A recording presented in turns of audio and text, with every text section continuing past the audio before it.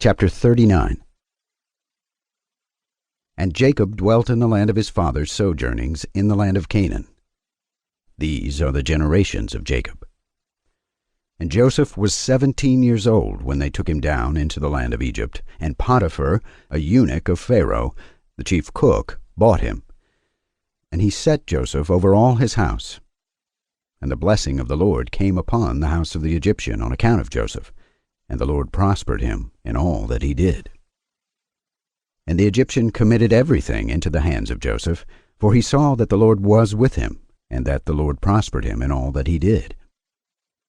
And Joseph's appearance was comely, and very beautiful was his appearance. And his master's wife lifted up her eyes and saw Joseph, and she loved him, and begged him to lie with her. But he did not surrender his soul, and he remembered the Lord, and the words which Jacob his father used to read from amongst the words of Abraham, that no man should commit fornication with a woman who has a husband, that for him the punishment of death has been ordained in the heavens, before the Most High God, and the sin will be recorded against him in the eternal books continually before the Lord. And Joseph remembered these words, and refused to lie with her.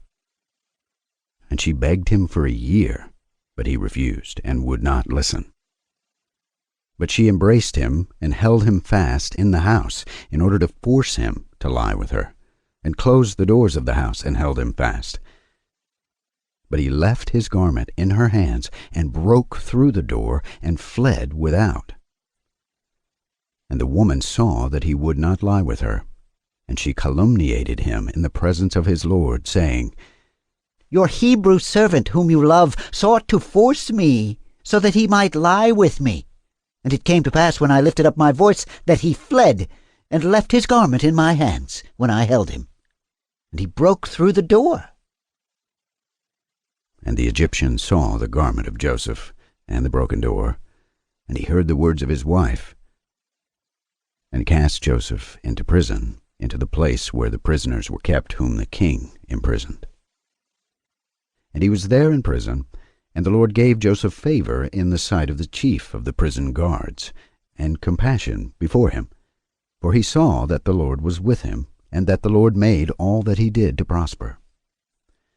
And he committed all things into his hands. And the chief of the prison guards knew of nothing that was with him. For Joseph did everything, and the Lord perfected it. And he remained there 2 years. And in those days Pharaoh, king of Egypt, was angry against his 2 eunuchs, against the chief butler, and against the chief baker, and he put them in ward in the house of the chief cook, in the prison where Joseph was kept. And the chief of the prison guards appointed Joseph to serve them, and he served before them. And they both dreamed a dream, the chief butler and the chief baker, and they told it to Joseph. And as he interpreted to them, so it befell them. And Pharaoh restored the chief butler to his office, and the chief baker he killed, as Joseph had interpreted to them. But the chief butler forgot Joseph in the prison, although he had informed him what would befall him, and did not remember to inform Pharaoh how Joseph had told him, for he forgot.